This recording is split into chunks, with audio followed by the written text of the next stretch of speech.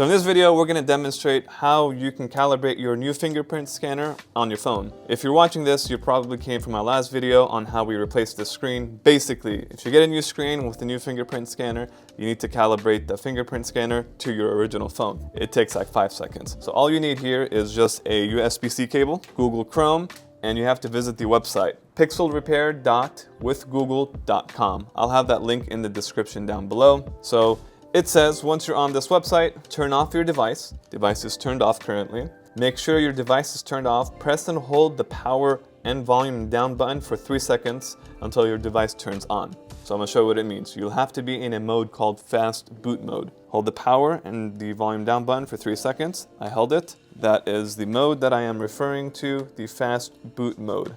It should say it right there. So once you're in this mode, simply put, just connect the cable to your phone.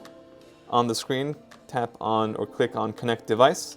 It should just tell you what device is connected. You click connect. Once you click connect, it's going to ask you, would you like to install the software? This is the software that we're trying to do for the fingerprint scanning. You click install device or install software and done.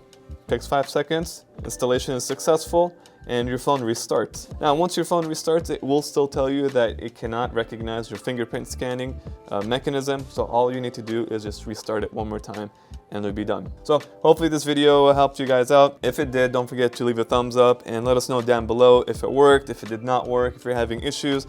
I can still probably help you out down below. And we'll see you guys on the next one. Peace.